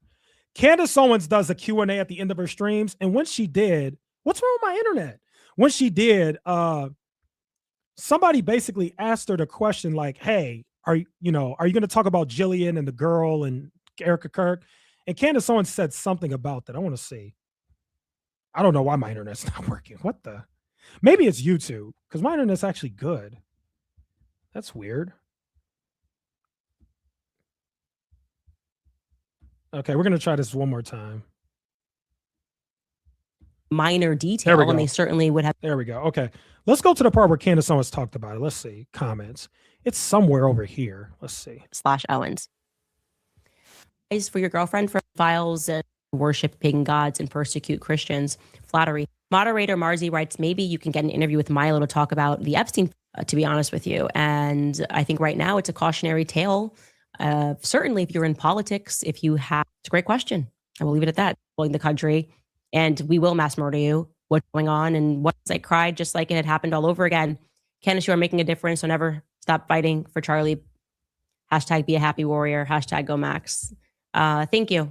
I obviously have not watched that. Pagan gods and persecute Christians necessarily always mean better. People start to notice when you get too big. Moderator Marzi writes, maybe you can get an interview, but you could find that episode. on an email sent this morning at 8:57 a.m. Go Max. I shall. Jess Happy writes, I've seen more coverage about the abduction of the older lady. I remember this part. It's somewhere over here. It's somewhere over here where she talks about it. That I have ever seen about Charlie Kirk. I pray that the woman is returned safely, but my heart was stopped on September 10th, and my faith in the leaders of this country is shattered. Christ is and will always be king. Go Max. Yeah, on that topic, Savannah Guthrie's mother, something about this, and obviously I hope she gets returned too, so we're going to have to hold you that same, it's in cartel land. Nothing good goes on. Epstein's new method was to distract us. There's been so much voting in mission into it. God bless you, your family, and team. I did look into that. I watched Baron Coleman's. Oh, this is it. This is it. I knew it was somewhere over here. Okay, this is it. So let's see. We're gonna piece this together because I want to see when she probably talked to her. Here we go. Let's go back a little bit more. We'll piece this together. Why that is, more information will come out. And I do think that part of it was to distract us. There's been so much focus on that. Something else is afoot. Amy writes, I wish I had a friend like you. Truth triumphs. Becca writes, Erica at age 25 while living in Michigan had a very inappropriate relationship with a 15-year-old child. It is sick what Erica messaged to this girl. She groomed her for almost a year. Please look into it. God bless you, your family, and team. I did look into that. I watched Baron Coleman's episode and made some contact. We'll tell you about that at a more appropriate time, which will probably. Okay, boom. I knew I was going to get it. I knew I was going to get it. All right, guys. She reached out. Sorry, my thing's about to die. She reached out. Okay, hold on. So Candace Owens reached out to her after I spoke to her. We officially got that confirmed. I'm going to tell you guys why in just a second. Let's play that again. She says she watched Baron Coleman's live stream, and then after that, she made contact. That's what she just said. Let's play it again. Relationship with a 15-year-old child. It is sick what Erica messaged to this girl. She groomed her for almost a year. Please look into it. God bless you, your family, and team. I did look into that. I watched Baron Coleman's episode and made some contact. Okay, I watched Baron Coleman's episode and made contact. So what I'm getting out of this is the way she even found out about the 15-year-old was from watching Baron Coleman's episode. Baron Coleman's episode came out on like Wednesday or Thursday. That's still after I contacted her, Jillian. So we pretty much got that settled. Baron Coleman. Let me see. Let's see. Baron Coleman.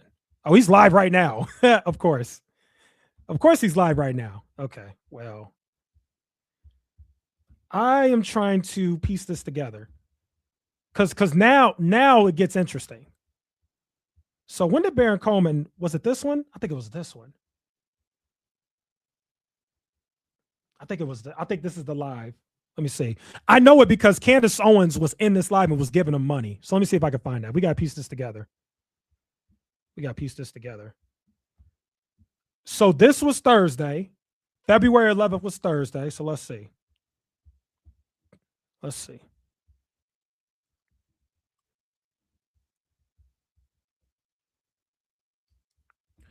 Britta says the camera thing was weird. I rewatched that part 3 times to try and make sense of it. Okay, Britta. Okay.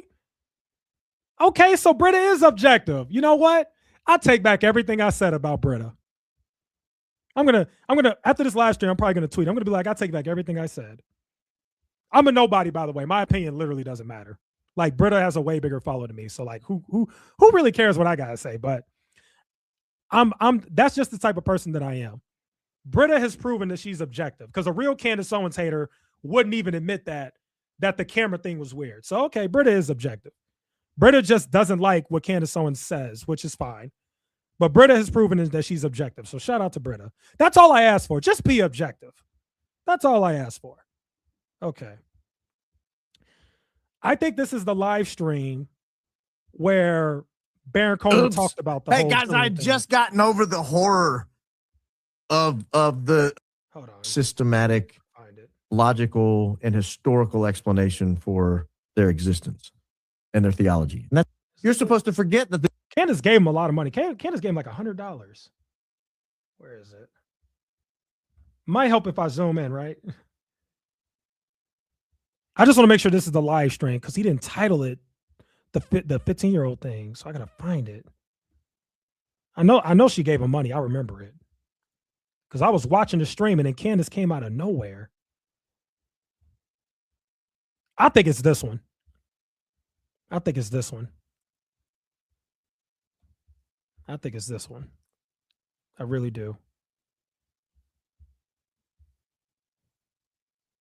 We're going to find this real. Okay. You know what? He got timestamps. He got timestamps. Okay, shout out to him. He got timestamps. That helps. So if he has timestamps, which one was it? I don't think it was this one. I don't think it was this. Oh, it is this one. It is this one. Oh, wow. Okay. So what day was that? What day was February 9th? All right, hold on. That, you know what? That might have been the day I spoke to her. You know what? You guys might be right. You might be right. That might have been Tuesday. You might be right. Hold on. I think February 9th was Tuesday. Nope. That was Monday. Oh, wow. She might have spoken. She might have spoke to her before me. You guys might be right. You might be right. That's a Monday. Because that's super chat right here. This is the live stream where he talked about it. Yep, right here. Is that it? He don't have it in the timestamps, but I remember I was watching it and then later on Candace Owens donated. So I'm pretty sure this is the stream where he did it. I'm pretty sure. So now, so if this is the stream where he did it, if this is the stream where he talked about it, then yeah, that would actually make some sense. So Monday, he talks about it. Let me see. Let me see.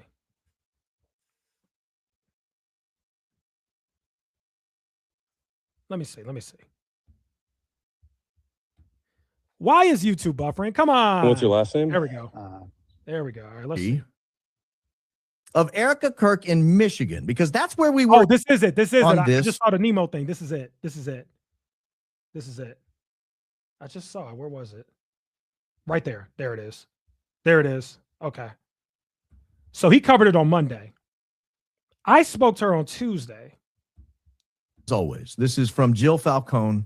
I'm going to let Miss Nisi Social take it from here for just a minute. Jillian replied to one of Erica's tweets by saying, "At Erica Francevy, gorgeous as always." A few hours later, she then tweeted, "Why did at Erica Francevy just send me this?" Laughing emojis. And there is a photo which says, "This Valentine's Day, I am going to touch your butt."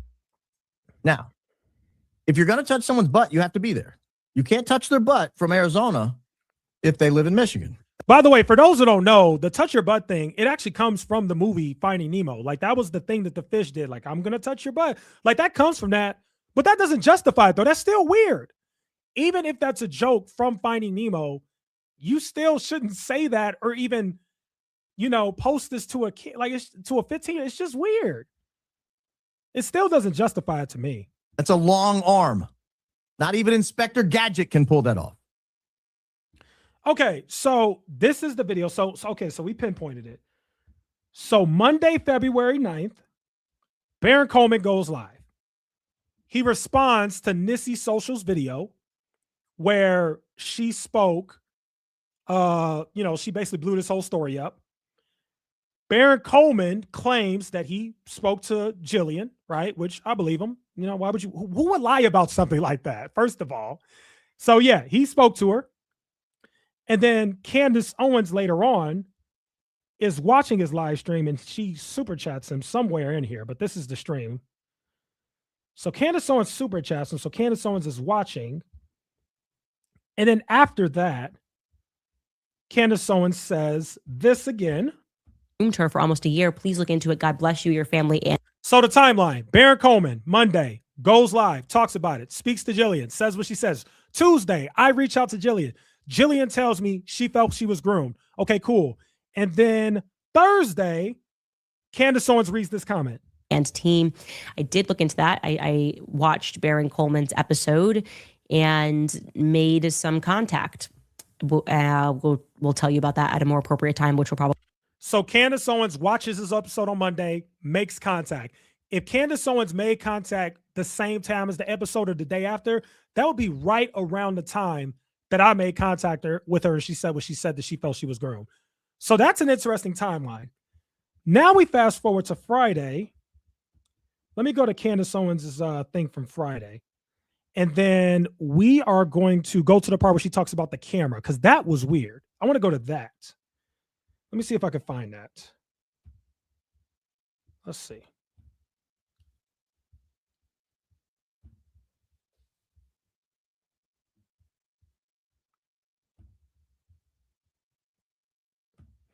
YouTube doesn't like me. I've never had this problem where it just buffers for 50 years. Okay, you guys, I'm sorry. We're able to exchange numbers to the 15-year-olds and then kind of have that dime piece beside the car. Pretty creepy. Any photographer there we go. Who is taking okay, this is it right here. This is the part right here. So let's react to that. 25-year-old man referring to a 15-year-old girl. What would happen? What would you be thinking? And again, Erica did not actually hang out with her beyond that. So what exactly was her stated goal? Well, I can at least tell you what that last weird text exchange was about. The one where Erica tells her not to drink and to suck her stomach in tonight, wherever they're going tonight. People assume that they had gone somewhere together, but no, that exchange is actually in reference to Erica then having sent this 15-year-old to have photos taken. Insane. She sent this 15-year-old to have photos taken. She's helping her because she's just so beautiful, get into maybe some modeling. That's at least how she presented it to her. So after telling her how beautiful and perfect her lips were, she then sets her up with a photographer, a friend of Erica's. Erica, she says, arranged the entire thing. This person she had only met once, then after what maybe love bombing her, we describe it, then sends her to meet up with. Oh, this is about to be funny. This comment right here, this is about to be funny. Hold on. Why can I highlight your comment? That's weird. Hold on 1 second, guys.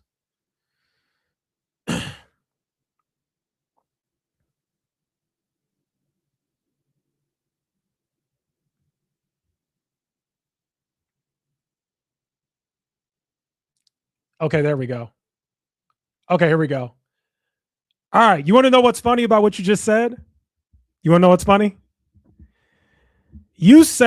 Somebody said you may want to look at Jay Witt's podcast on this topic. I watched it and found it quite helpful, especially since there was some kind of context. You want to know what's funny? I was on Jay Witt's podcast 2 days ago. He doesn't like me. He does not like me at all. I'm not going to say anything further than that because I don't have an issue with Jay Witt whatsoever. I got zero issues. Zero. But I was already on his podcast. And I think he may have made that video in response to me. Because what happened was I went in this comment section. I was talking about, because I thought that Jay Witt was objective, right? That's what I was thinking at that time. So I'm like, Jay Witt, I'm in the comment section like, hey, Jay Witt, you're talking about the 15-year-old thing. Hey, did you know that I messaged her and she told me that she felt she was groomed? His comment section attacked me, which is fine. No problem. Then the people in his comment section say, hey, Echoes, you should go on his channel. I'm like, I really don't want to because I don't even do collabs. I really don't. That's not even my thing. And I don't even like doing debates because a lot of people do debates in bad faith. And I'm not the type who would be able to do a debate because I don't argue in bad faith. I admit when Candace Owens is right. I admit when she's wrong. I admit when Erica is right. I admit when she's wrong. I'm just not that type of person. So I really did not want to go on his channel. He kept posting the link for me to come in. I didn't want to come on. I really didn't. What made me come on is he blocked me. He blocked me in the comments section. And I was like, why'd you block me? I'm like, what the heck? So he blocked me and I didn't know that he blocked me. I thought his mods blocked me. So then I'm like, okay. And the problem with his mods blocking me is not his mods. I'm sorry. The problem with him blocking me is everybody in the chat is saying Echoes is lying. Echoes is lying. He didn't reach out Jelly. He's a liar. He's a clown. No, I'm not. I don't like it when people come after my integrity and say things like that because that's really all I got at the end of the day. All I got at the end of the day is my reputation. And I would never lie about something like that. So he blocks me. I comment on my other channel, which is this channel right here, Echoes Above Live. I super chat him and I say, somebody blocked me. And he got up on here. He was like, yeah, I blocked you. What of it? I blocked you. Yeah, I did it. And then he shrugged. And I'm like, oh, okay. I see where this is going. Okay. So I already knew how to handle it. And that live stream did not go how people thought. I think the people in the comments section thought that we were going to have this like intense back and forth, but I don't do that. I'm not on YouTube to have a clown show. We don't do that here. I'm on here to give my commentary and search for the truth. That's really it. So I click the link. I get on Jay Witt podcast live stream. We're talking. He doesn't know that I'm a seasoned YouTuber. I've been on YouTube for 5 years. I've been on YouTube since 2021. I've went against big YouTubers before already. So I know how to handle myself in these situations. So he immediately tries to make it into a debate. I'm not for the debate. I'm not here for that. So I'm trying to say, hey, I reached out to the 15-year-old. Your comment section said that I lied. I didn't. Can I prove to you that I didn't lie? He pivots to, let's talk about Candace Owens, which is fine. It's his stream. You do what you want to do. So when me and Jay Witt are talking about the Candace Owens thing, he said something very interesting. I'm not gonna get into it because again, I really don't want beef. I have no issue with Jay Witt, so I'm not even gonna get into that further. I'll just talk about other stuff. Immediately, I could kind of tell that he really believes. I'm not even gonna call him a Candace Owens hater. I'm gonna be diplomatic here. Jay Witt really believes that what Candace Owens is doing is evil and wrong. That's what he truly believes. And so his point of that live stream was to express that and have a debate with me about it. And there were several moments where he tried to kind of trap me into a debate. It's a tactic. He's good. He's good at what he does. It didn't work. I didn't fall for it. He was like, Candace Owens is obsessed with Erica Kirk. Yeah, I agree. Every video she's made has been about Turning Point. You're like, you're not going to get a no from me. But that doesn't mean that the criticisms of Erica Kirk are not warranted. Because I have some serious criticisms of Erica Kirk too. Two things could be true at the same time. And I think people don't realize that. So anyway, the bottom line is, just to respond to your comment, I was already on Jay Witt's podcast. And I don't think the interview went the way that everybody thought it would. I think people were expecting this fiery debate. And it actually turned into a diplomatic conversation. And he deleted it. He went back to that stream and he cut the part out that I was in. He didn't cut it all out though. So you can see the part where he's trying to get me in. I'm going to go to his channel right now. You can see the part where I was still like about to be in it. I'll show you. I'll show you just so we can talk about this, because it's good that I get to talk about this, because I didn't even know I'd be talking about this. I knew one day I'd be able to talk about it. He literally cut me out the stream. It was interesting. Let's see. It should be this right here. I think it's this right here, guys. Let's see.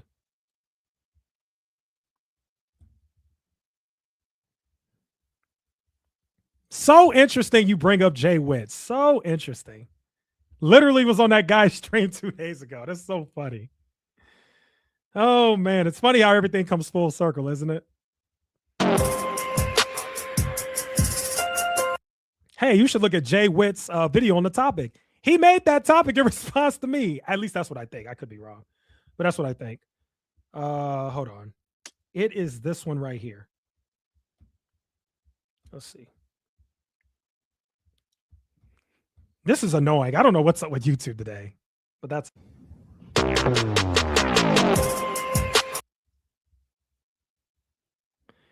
Okay.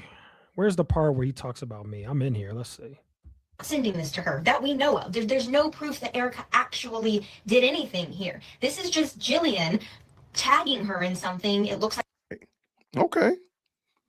That's she broke that down a little bit. There were some things that wait, hold on. I do not see it. Okay. That was interesting though.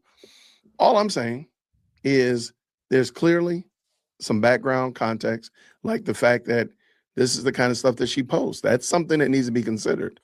And again, when you get new information, you make changes to it. So shout out for sure. All right, good folk. What we have here? He's reading the chat that I'm in where everybody's attacking me. This is the part where he's reading it. And his entire fan base is going. Yeah, I put you in timeout. Right there. I'll put you in timeout. Right there. What was the problem? So he just straight up says that he put me in timeout. Okay. Like what? Anyway. Why did you put me in timeout? Like what? Oh man, these some people, background context, like the fact that this is the kind of stuff that she posts. That's something that needs to be considered. And again, when you get new information, you make changes to it. So shout out for sure. All right, good folk. What we have here? All right, so this is the part where people are calling me a liar. I'm trying to defend myself, and I'm like, I'm not here to debate or bring smoke. I'm just adding extra context. Like I'm trying to let you guys know that I spoke to her. This is what she said. They didn't like that. People didn't like that. So after that, he blocks me or puts me on timeout, whatever. So he puts me on timeout, and then he says this.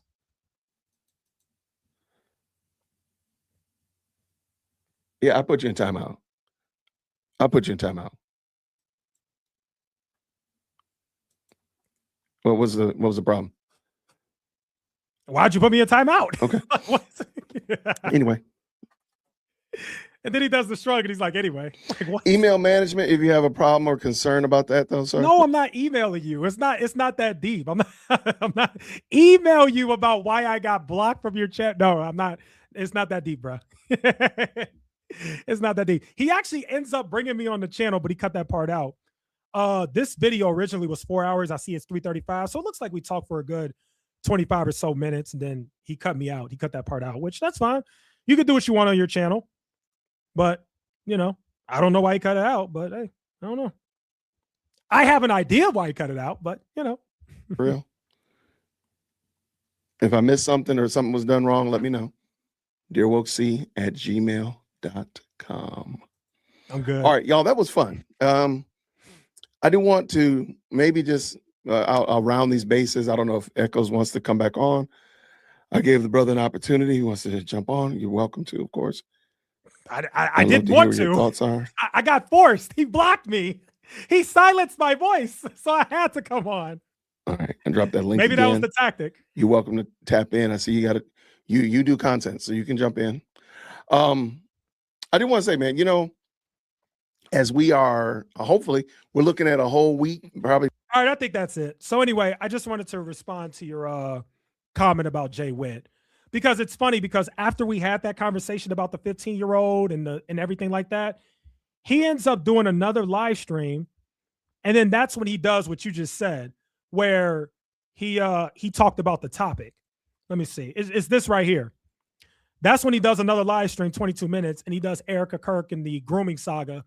And then he plays this video by this this other girl. But anyway, I just wanted to respond. Thank you for making this comment because it actually gave me the chance to address this about the fact that I was literally on his channel. But most people would never know that I was on his channel because he deleted it, which, again, I mean, okay, if that's what he wants to do. He did talk in the stream about platforming, something like that. So, you know, maybe he didn't want to platform me as he claims. He did say something like that in the stream. So maybe he deleted my part because he's like, I don't want to platform this guy because, you know, maybe he thinks I'm too friendly to Candace Owens, you know, which is fine. I'm not, but that's fine. Maybe he looked at my community tab and he saw that Candace Owens has commented under my videos before. That's not my fault. I didn't tell her to comment. She did it. I have never talked to Candace Owens a day in my life. I think Candace Owens just looks at YouTube videos and somehow she stumbled upon a few of mine and she left a comment. Because I talk a lot about the Daily Wire and she hates the Daily Wire and I do too. Most of the videos that she's commented on have been about the Daily Wire. So it kind of makes sense because we both hate the Daily Wire, you know? So yeah, anyway, I went on his show. You see the proof right there. He cut the part while I was on, but he didn't cut the part out where he pulled me up on the screen and told me to come on. So, you know, I don't know. I don't know why he cut that part out.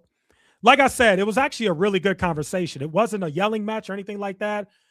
It was just him just basically talking about everything that he dislikes about Candace Owens. And, you know, he was saying stuff like he doesn't think that Candace Owens could do what Charlie Kirk did, where he went on different college campuses and debated people. And I was like, yes, she could. Like, what? I'm like, she could definitely do that. He was like, no, she couldn't. So it was like stuff like that. He was saying certain things about Candace Owens and certain things I agreed with. There were some things he said where I was like, yeah, you're right about this. And then there were other things he said where I was like, yeah, I don't agree with that. But that's what happens when you're objective. I can concede certain things that you're right. And then I can also say, yeah, I don't really know about that one. Happy to get into it with you about that. But he deleted it. So, and I'm pretty sure I'm blocked from his channel too, which is hilarious because I actually don't have an issue with him. I think he's a talented content creator. Like, I don't mind his channel. I think his channel was cool. So I just think it's funny that he cut the live stream part out where we debated, and then he blocked me, you know, because this is the thing I need you guys to understand. And I'm going to pull a Stephen A. Smith. Pull a Stephen A. Smith here. Put the camera on me. Put the camera on me. I'm going to say this right now, and I need everybody to understand this. Just because somebody has a different perspective than you does not mean they're a bad person. You need to know that. Somebody can have a different perspective than you. Somebody can see something differently. That doesn't make them evil. I am critical of Erica Kirk. There are some things that I don't believe about Erica Kirk. I am skeptical about Erica Kirk. That does not make me a bad person. I just have a different viewpoint. I just have a different viewpoint. I'm sorry. I know people in the comments or whatever want to say you're evil, you're horrible, you know, you're a liar, you're whatever the names they want to say. You know, whatever they want to say. But that's not the case. It's not the case. And I wish more people were willing to have conversations and walk away and say, hey, I can tell by this conversation that you're a decent person. We didn't shout at each other. We didn't yell at each other. There's no bad blood. I think that what Candace Owens is doing, obviously not me, I'm giving you guys an example. I think that what Candace Owens is doing is evil. You don't think everything she's doing is evil. There's some things that you agree with, and that's okay. We disagree. I think she's pure evil. You see the good in her. Let's keep it going. That's where this YouTuber content creation thing gets dangerous, because now you have people who are, they believe that you're a certain way. They believe that you're a bad person because you like Candace Owens. Or they believe that you're a bad person because you're critical of Erica Kirk. How dare you How dare you criticize this grieving widow? You're evil. You're talking about a widow. Her husband died. You're mean. She over here exchanging weird messages with a 15-year-old, setting her up with a photographer, a male one, without the parents knowing, lying about her dating history, and I'm not supposed to feel a type of way? Nope, she's a grieving widow. I can't criticize nothing. Come on, people. Come on, people. So anyway, that's what happened with me going on the J-Wit podcast. And again, I just want to make it clear, because I'm sure there's somebody in here who's gonna report back to him and try to start up some drama. Just want to make it clear. I got no issues with him. I really don't. I think he's cool. I think his channel's cool. I don't know why he deleted that video, but that's cool. No bad blood, no issues. I don't got to come on there again. We don't got to be friends. All good. You keep doing your thing. I wish you the best. And he seems to be doing fine. Okay, no Sue for No says she didn't lie about dating. Yes, she did. How did she lie? She said she never dated anybody, and she did. What you mean? Yes, she did. Let me take this comment away. She did. I'm happy to talk about it. She did. That's not even the only lie. There's other lies too. I gotta go look up my notes and see, but there's other lies. But she did lie about her dating history. Yes, she did. Even if you try to say that she was talking about New York, she still lied. She said, I never dated here in Manhattan. Okay. I'm glad you said that. I'm glad you said that. Let's go analyze that. That was a Barry Weiss interview. I never dated I never dated. Let me see if I can find it. Never dated. Let's see. It was with Bari Weiss with was it CBS? You know what? It should be on Twitter. Let's see. Oh, what do you guys want? Leave me alone. Britta says he didn't mean I was paid specifically to attack Candace. He was talking about people getting X payouts. Thanks for clarifying.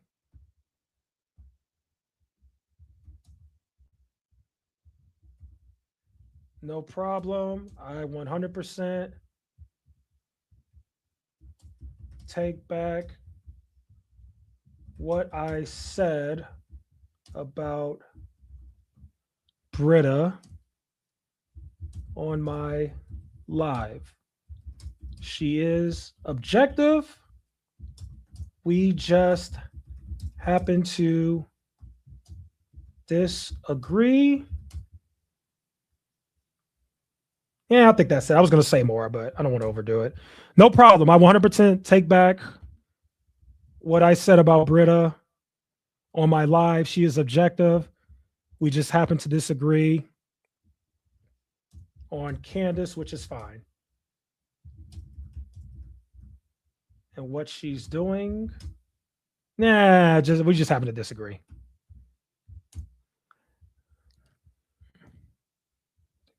Britta.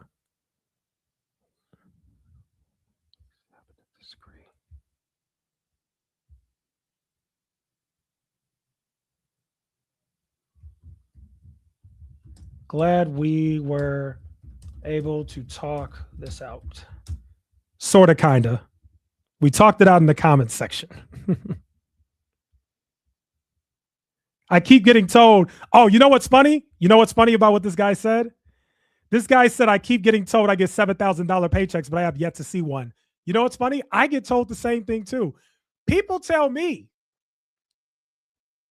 add Britta is the best ever. Okay, sure. Sure, why not?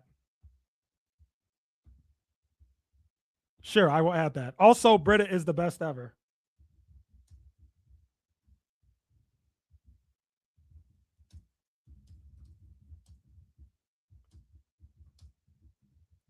The absolute undisputed GOAT.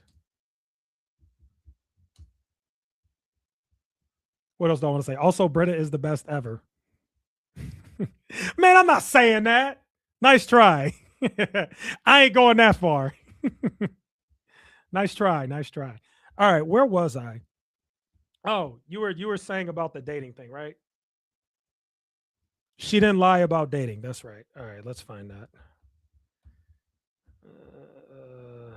Erica Kirk. Bari Weiss dating. I have it in one of my videos too. I could always just probably do that. Oh, there it is. There it is. There it is. That is it. Why is it on mute? Owens. Oh, there we go. Okay. At one time, a friend of Charlie's, at one time, an employee of Turning Point. She has been one of the main peddlers of these conspiracies, and she is making a huge amount of money on it. She is building her business. Never mind. That's not it. Am I ever going to find it? You would think it wouldn't be that hard to find. It's probably because I typed in the wrong thing like an idiot. I got to type in the right thing. All right. If I type in Erica Kirk lied about dating, that should work. Lied dating 5 years. That should work. That should work.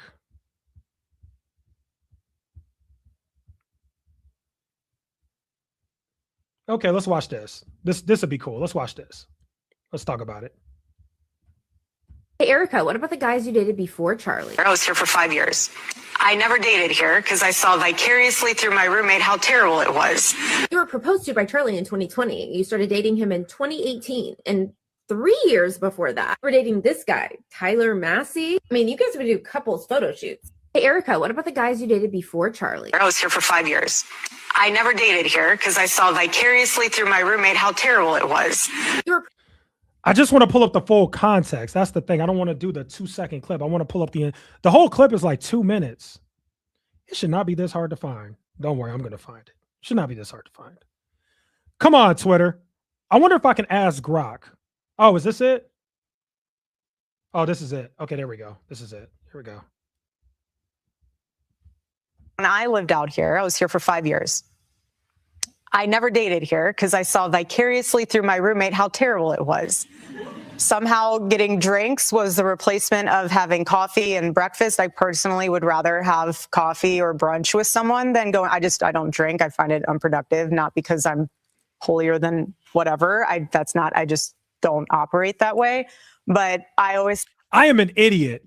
I didn't even put up the, sorry about that. I'm an idiot. I'm like, why am I just looking at myself? My bad, guys. My bad. There we go. Sorry about that. All right, let's start it over. When I lived out here, I was here for 5 years. I never dated here because I saw vicariously through my roommate how terrible it was. Somehow getting drinks was the replacement of having coffee and breakfast. I personally would rather have coffee or brunch with someone than going, I don't drink. I find it unproductive, not because I'm holier than whatever. I just don't operate that way. But I always thought it was very strange how she would go to drinks with one guy and then go to dinner with another. My situation was a little different. You went to a job interview. Literally. So this is how good the Lord is. He knew that because I was not dating in New York City, he knew that in order for me to know that that was my man, he had to blanket Charlie as a job interview. Because if that went in, no joke, if he came to me and said, hey, let's go on a date to Bill's Burgers, I'd be like, when I lived out here, I was here for 5 years. All right, so I feel like there's some semantics being played. I feel like people are trying to say, well, she's saying she strictly never dated in New York, which I just don't see it that way. I really don't, but let me listen to it again. I'm really trying to comprehend. When I lived out here, I was here for 5 years. I never dated here because I saw vicariously through my roommate how terrible it was.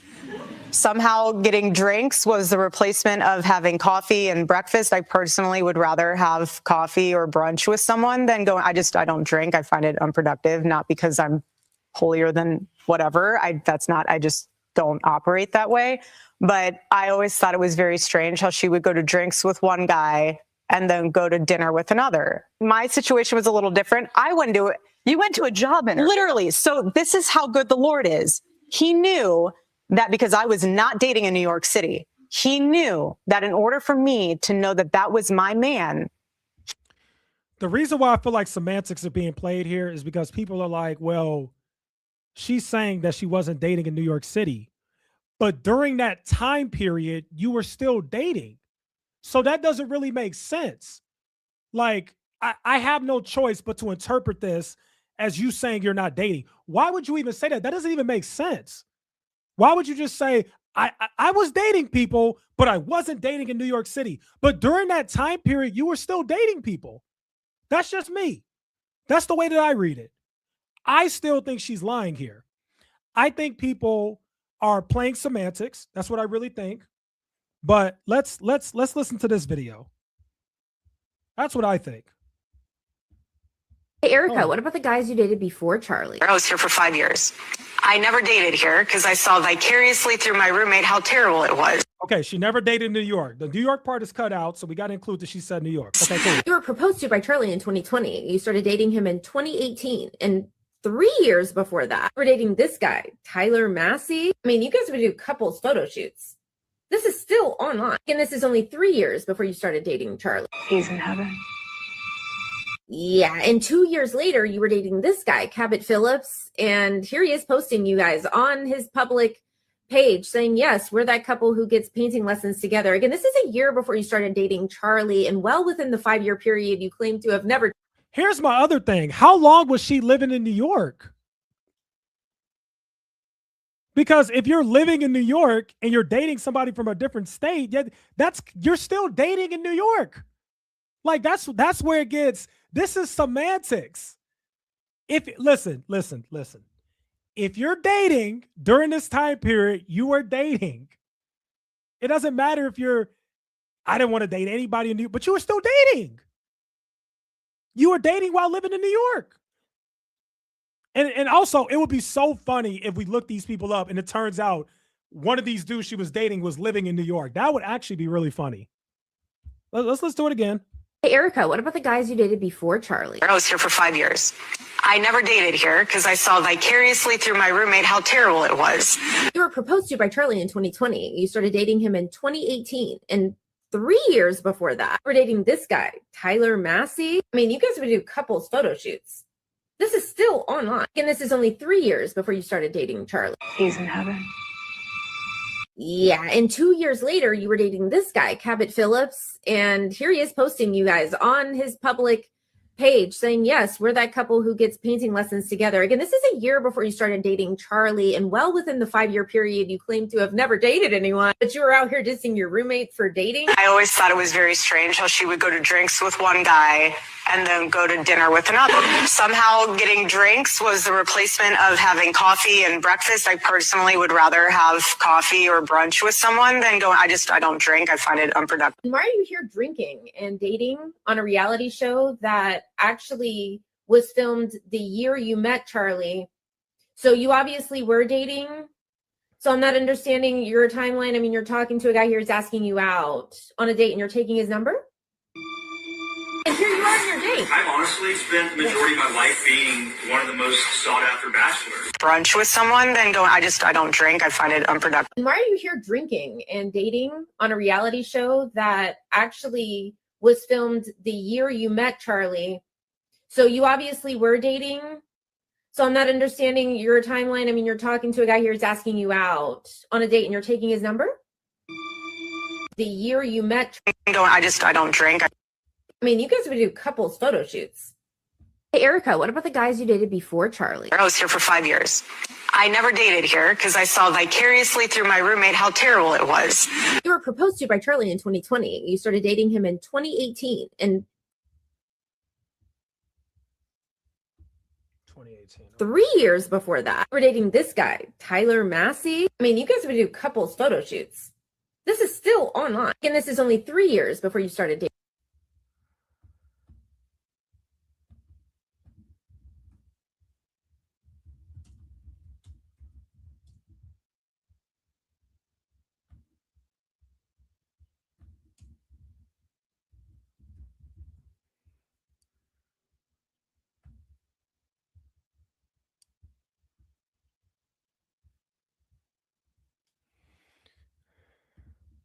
The earliest evidence of a relationship. Oh, they're getting this from a TikToker. I'd have to do more digging. I'd have to do more looking because this is. I mean, if I'm wrong, I'll say it, but I just don't read it that way. I really just don't. That just doesn't make any sense. You can't call me a liar because I never dated anybody in New York only. I feel like what she was trying to say, I feel like the New York thing is her way out, but I really feel like what she was trying to say is I never dated anybody. That's what I think. But when I lived out here, I was here for 5 years. I never dated here because I saw vicariously through my roommate how terrible it was. Somehow. Okay. When I lived out here in New York, I never dated here in New York. Okay. When I lived out here, I was here for 5 years. What, you in New York? Never dated. Whoa, you were in New York for 5. See, that's what I'm talking about. That right there is exactly what I'm talking about. That right there. That's what I'm saying. That doesn't make sense. So we're just supposed to go with you never dated anyone for 5 years in New York. Like what? That's how everybody's reading it. That's what's catching everybody off guard is that 5 years thing. How many years did she live there? That's just weird. I don't read it like that. I really don't. I really don't.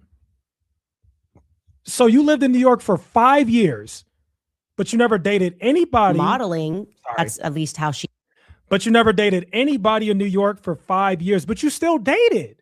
So like, what's even the point? When I lived out here, I was here for 5 years. I never dated here because I saw vicariously through my roommate how terrible it was.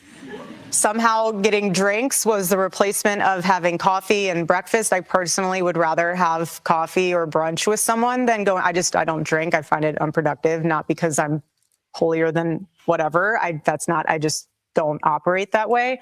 But I always thought it was very strange how she would go to drinks with one guy and then go to dinner with another. My situation was a little different. I went to it. You went to a job interview. Literally. So this is how good the Lord is. He knew that because I was not dating in New York City, he knew that in order for me to know that that was my man. I just don't understand that. Because I was not dating in New York City. But hold on, this is where we catch her though. Wait a second. Watch this. That in order for me to know that that was my man, he had to blanket Charlie as a job interview. Because if that went in. But you were dating. It's the way she's going about this that makes it so questionable. That because I was not dating in New York City. I was not dating in New York City. That in order for me to know that that was my man, he had to blanket Charlie as a job interview. So she's framing it as, I wasn't dating anybody in New York, and eventually it led me to like God brought Charlie to me, but you were dating. Okay, fine. You didn't date a guy strictly from New York, fine, but you were still dating. So it's still, to me, it still comes off as a lie. You were dating. Like what? What? That in order for me to know that that was my man, he had to blanket Charlie as a job interview. Because if that went in, no joke, if he came to me and said, hey, let's go on a date to Bill's Burgers, I'd be like, when I lived out here, I was here for 5 years. I don't know. And also, I don't even have the full video. I only got like 57 seconds. So I need more context. I could be wrong on this. I could be. I just need more. I need to really analyze this because look. The funny part is this isn't even the only lie. Like I've made videos on like the other lies, but I was supposed to make a video on every like thing about Erica Kirk that was suspicious or weird. It's going to take a lot of work to piece all that together, but I might have to do that because we don't even have to stay on this. You know, like there's other stuff that is very weird. If I'm just being honest. I don't know if you guys saw my other video. I made a video on how Erica Kirk should have handled the firings, like firing the employees and the girl, the Aubrey, her name was Aubrey, the Aubrey girl. A lot of people agree with me on how Erica Kirk should have went about it.